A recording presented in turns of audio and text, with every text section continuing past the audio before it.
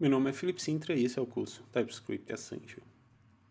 Então, primeiramente, linguagens dinâmicas versus linguagens estáticas. O que é que a gente tem aí? Então, as linguagens dinâmicas. A linguagem dinâmica, a gente tem tipos de dados, a gente tem uma estrutura maleável e ela é perfeita para ambientes com objetos dinâmicos. O que é que a gente quer dizer? Um exemplo de uma linguagem dinâmica é o JavaScript. O JavaScript ele roda na web.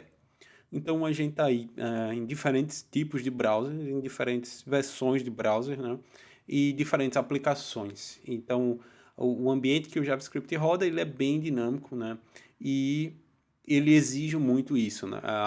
Em tempo de execução, a gente criar uma variável nova, porque a gente tem várias aplicações se comunicando aí em um ambiente comum, a gente tem várias libs rodando no ambiente comum, então em uma mesma aplicação a gente vai ter um Angular rodando, a gente pode ter também um Vue, um jQuery ou uma outra lib que administra e cria objetos, em tempo de execução. E todos esses ambientes eles precisam, ser integrados. Então o, o JavaScript nos permite isso porque ela é uma linguagem dinâmica. Linguagens estáticas a gente tem uma estrutura rígida, tipos de dados, eu só mudei a ordem para não ficar muito parecido, mas ambos têm tipos de dados, É um conceito básico e ela é perfeita para ambientes estáveis. Então, linguagens dinâmicas, elas são perfeitas para aquele ambiente enterprise, onde eu sei, qual tipo de dado a gente vai trabalhar, sempre vai ser a mesma estrutura, o mesmo produto, e eu tenho total controle sobre a minha plataforma, Então, a gente, onde tem um controle maior sobre a plataforma, a gente sabe especificamente o que a gente vai querer, o que a gente vai trabalhar. Então, um exemplo disso é o Java. O Java é uma linguagem estática, então desde a sua base, você precisa definir os tipos de dados, definir as classes, as variáveis, interface, deixar tudo isso, bem claro e tipo criar um tipo de assinatura para toda a aplicação e que ela rode. Claro, também tem outros conceitos, que a gente tem um compilador que vai envelopar toda essa estrutura. A gente vai ter um código que vai ser compilado também previamente, E com isso a gente tem aí a nossa estrutura estática. Então, alguns exemplos, linguagem dinâmica, a gente tem JavaScript, Python, Ruby.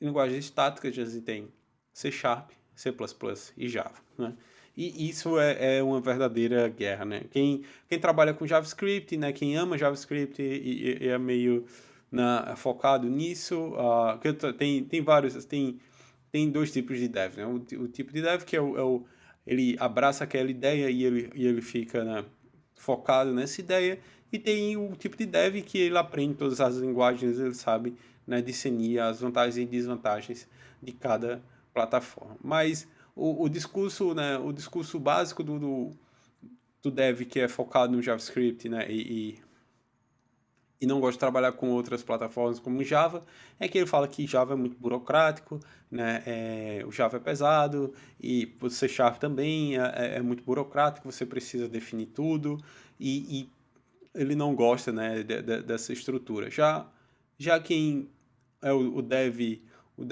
do lado do Java, que sempre trabalha com Java e não gosta de interagir com outras plataformas, ele sempre reclama que o JavaScript é uma bagunça, que você pode fazer qualquer coisa, mas como o código é escrito, a qualidade é a responsabilidade do dev, de definir, Isso não vai isso não vai da linguagem ou da plataforma, o dev aqui vai controlar a qualidade do código, em ambas as situações.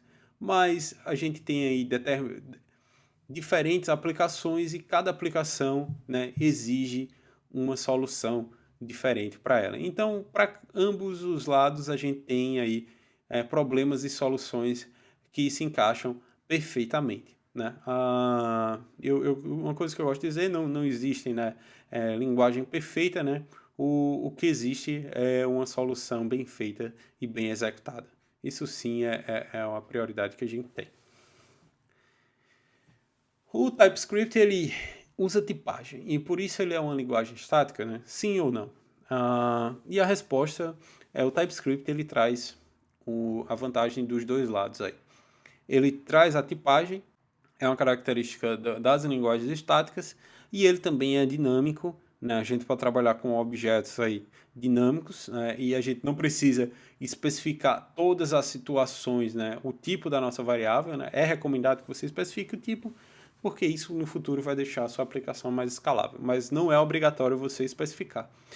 E se você atribuir também um valor para uma variável, né, de uma classe, o TypeScript vai considerar aquilo uma tipagem. Nas atribuições seguintes, você vai ter que usar aquele tipo específico, né? Então, a gente tem aqui um exemplo, né? A função saudação, ele recebe uma pessoa, né? E a gente não especificou qual o tipo de dado que a gente vai retornar, mas a gente está retornando aí um string. Então, o TypeScript vai considerar, né? Se você passar o mouse sobre essa função, o TypeScript vai dizer, ó, essa função retorna um string. E todo mundo que chamar essa função vai ser avisado disso, né? A gente não especificou, mas o TypeScript ele vai e cuida disso para a gente. Então a gente precisa definir todas as vezes o tipo das nossas variáveis, não especificamente, a gente não precisa definir, né? Se a gente já sabe, né? Então a gente tem um exemplo aqui, a classe pessoa. Se a gente não sabe, né, qual vai ser o nome e o sobrenome daquela pessoa, né, a gente define o tipo.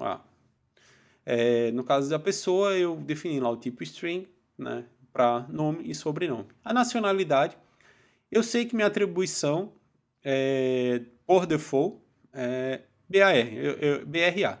Eu não estou aí, né, definindo isso como uma constante, esse valor pode ser modificado, mas eu já atribuí como uma variável default. Caso o usuário não defina, a nacionalidade dessa pessoa vai ser brasileira. Então, notem que eu não defini o tipo, né? Eu só atribuí o valor, mas em qualquer situação dentro dessa classe que eu tentar atribuir um número para essa nacionalidade, ele não vai aceitar, porque na assinatura da minha classe eu já defini o valor como um string. Então, assim vai funcionar o TypeScript, né? Em determinadas situações, a linguagem vai interpretar para você, vai fazer o duck-type e também a gente vai ter acesso aos recursos de tipagem, como também a gente vai ter a maleabilidade do JavaScript dentro do TypeScript. Porque lembrando, o TypeScript é um superset do JavaScript. O código que a gente executa no final é JavaScript. E então, no final aí, a gente tem toda a estrutura de tipagem do lado do dev, mas no tempo de execução, a gente tem uma estrutura dinâmica. Então, o TypeScript podemos dizer que ele está em ambos os lados aí.